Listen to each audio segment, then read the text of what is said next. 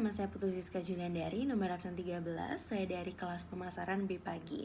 Di sini saya akan menjawab soal-soal dari ujian tengah semester manajemen strategik. Yang pertama itu ada sebuah UMKM kuliner di Denpasar menjual makanan tradisional Bali melalui media sosial tanpa segmentasi yang jelas.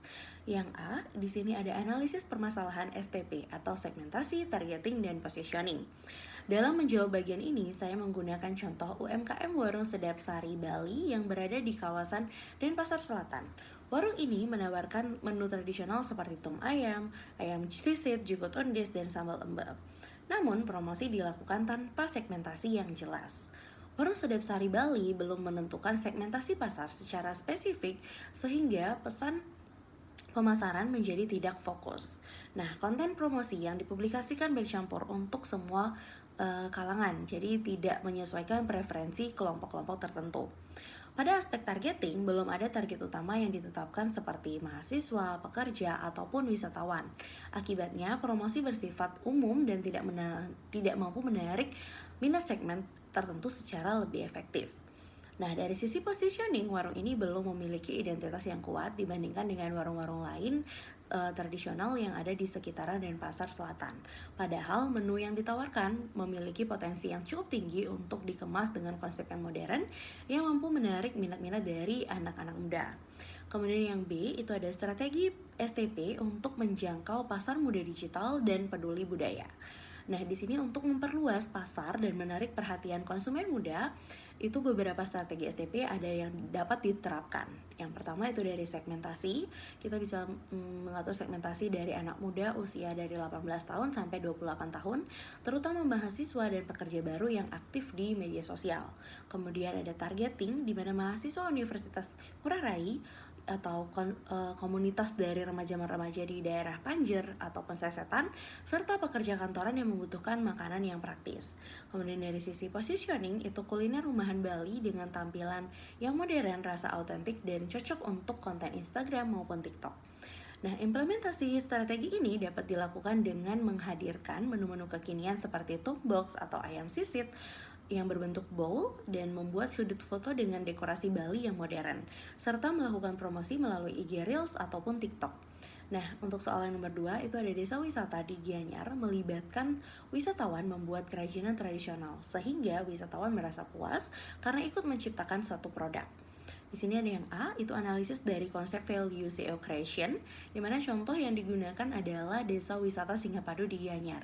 Nah, di desa ini wisatawan dapat diajak membuat suatu gelang manik khas Bali bersama pengrajin lokal. Wisatawan belajar memilih warna, memasang manik, hingga menyelesaikan gelang mereka sendiri.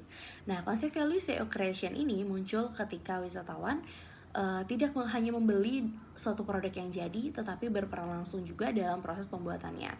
Hal ini menciptakan nilai bersama antara wisatawan dan masyarakat lokal karena pengalaman budaya menjadi lebih personal dan lebih bermakna. Kemudian yang B, itu dampak dari SEO creation ini terhadap customer atau konsumen engagement dan loyalitas. Nah, jadi di sini keterlibatan wisatawan dalam proses pembuatan gelang meningkatkan customer engagement karena wisatawan berinteraksi langsung dengan pengrajin serta memahami nilai budaya Bali.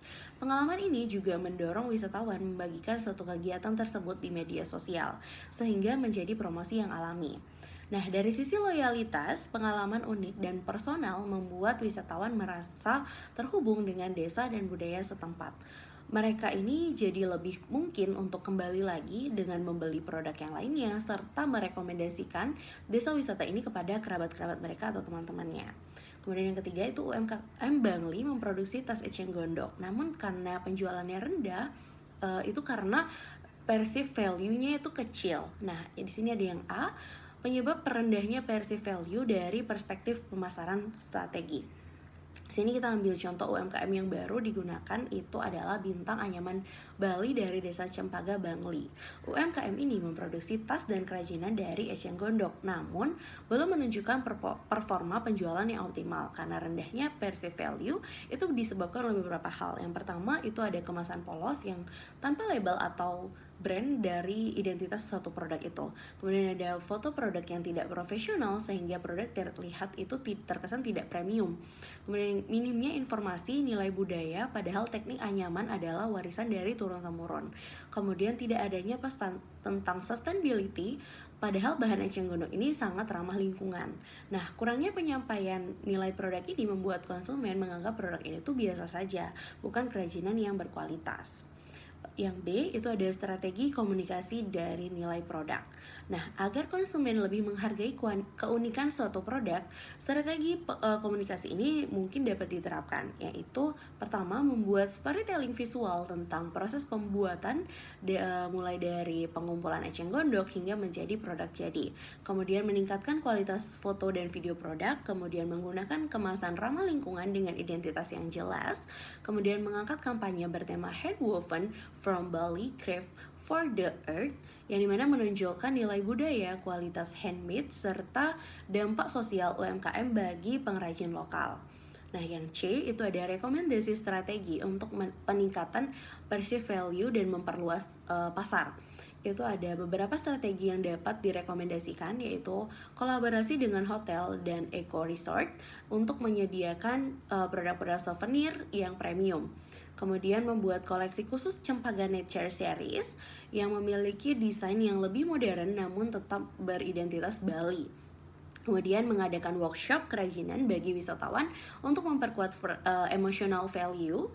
Kemudian mengoptimalkan penjualan melalui marketplace seperti Tokopedia Handmade dan Shopee Premium. Kemudian menonjolkan identitas Bali dalam seluruh materi branding, baik visual maupun narasi. Sekian jawaban dari saya untuk UTS ini. Mohon maaf apabila kesalahan. Saya tutup dengan Parama Santi. Om Santi Santi Santi.